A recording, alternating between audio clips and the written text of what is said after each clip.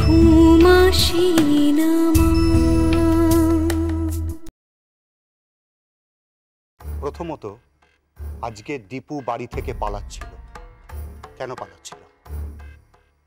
আপনাদের নিশ্চয়ই মনে আছে যে আমি এখানে থাকাকালীনই একটা ফোন পেয়েছিলাম। সেই ফোনে বলা হয়েছিল যেখান থেকে কিছুটা দূরে একটা অদ্ভুত ব্যাপার ঘটেছে, কয়েকজন মানুষ সেখানে ঘুমিয়ে পড়েছে। আমি সেইখানে গেছিলাম। ফেরার পথে ওর কাছাকাছি আমি দীপুকে দেখতে পাই। ঝিলিক, ঝিলিক, ঝিলিক, ঝিলিক, কি হচ্ছে? কি হচ্ছে মা? এই তো আমি। ঝিলিক, ঝিলিক, আমাকে ফিরিয়ে এনেছো মা। আমি জানি, আমি জানি মা, আমি জানি। আমি চুরি করিনি মা, আমি চুরি করিনি। আমি জানি, আমি জানি ঝিলিক, তুই চুরি করিসনি। আমি জানি। তুমি জানো মা, তুমি জানো আমি তোমার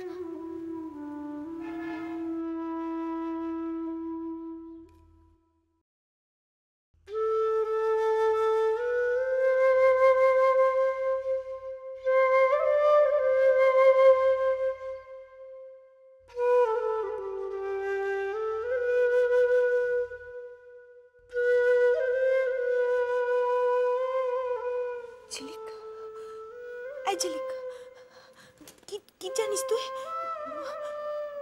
কি আমার তুই বল ঝিলিক, এই ঝিলিক। না না, ওকে ডাকবেন না, ওকে ঘুমোতে দিন। না না, ঘুমোক, ঘুমোক, ঘুমো মা, তুই ঘুমো। কতদিন ঘুমোসনি তুই, একটু ঘুমো।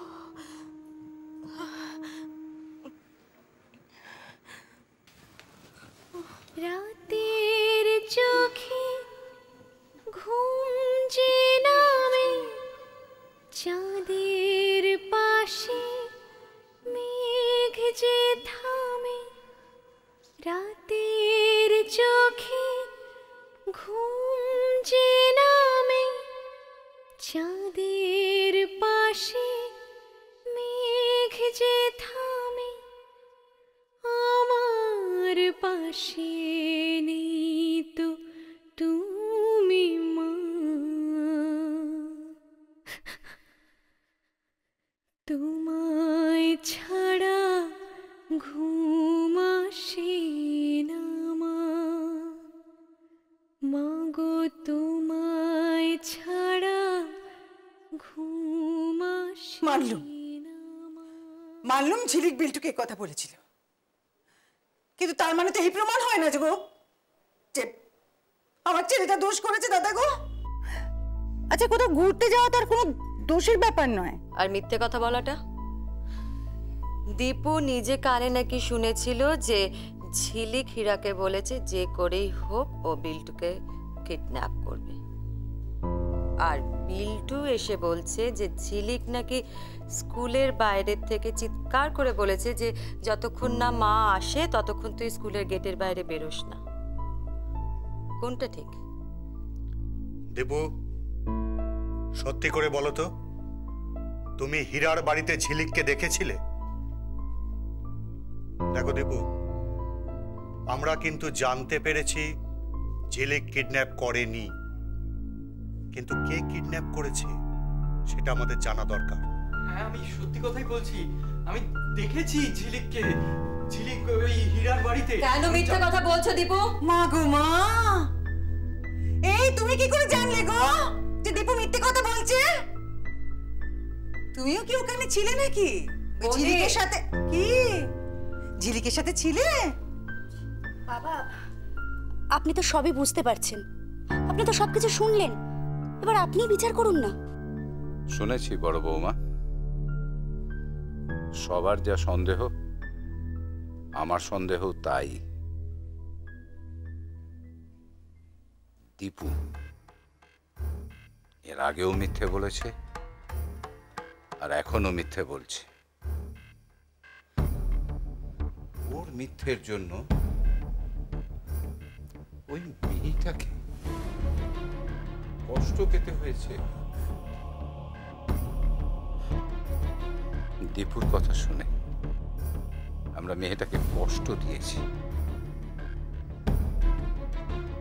দীপুর বিচার করবার অধিকার আমার নেই।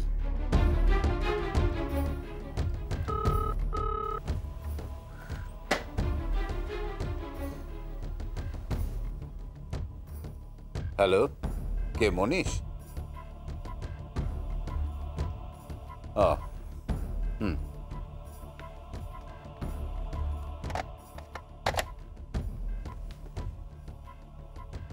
দীপুর বিচার করার আমি কি?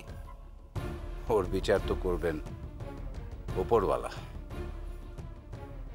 মমতা, ঝিলিকের জ্ঞান ফিরেছে।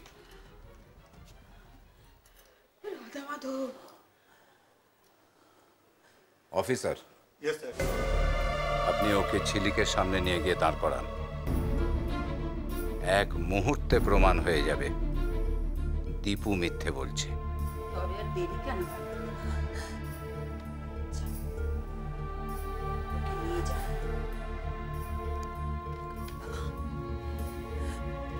মামা, মামি, চলো। দাদা গো, তুমি যে বলেছিলে যে দুপক্ষের কথা শুনে তবে রায় হয়, আমার কথা শুনবে না?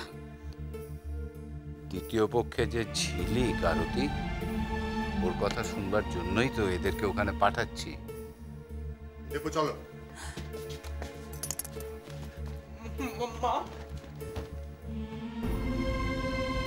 বড় বৌমা, তুমি আমাকে বিচার করতে বলছিলে না? দীপুর বিচার এবার করবে ঝিলিক।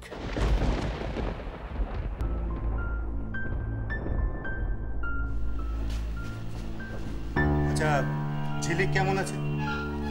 ঝিলিকের জ্ঞান ফিরেছে, তবে এখনো কথা বলার অবস্থাতে নেই। ডক্টর কোথায়? আমার একটু ডক্টরের সঙ্গে কথা বলার দরকার, কারণ ঝিলিকের সঙ্গে আমার একটু কথা বলতেই হবে। দেখুন, ডক্টর বলেছেন যে ঝিলিক যদি আজকে রাতটা একটু রেস্ট পায় তাহলে কালকে কথা বলতে পারবে। ওকে, সেক্ষেত্রে আমরা একটু ওয়েট করছি। শিওর। একটু রেস্ট নিয়ে নাও। মেজদা, দেখো না ওনারা কিরকম ব্যবহার করছেন আমার সঙ্গে, আমি যেন খুনি।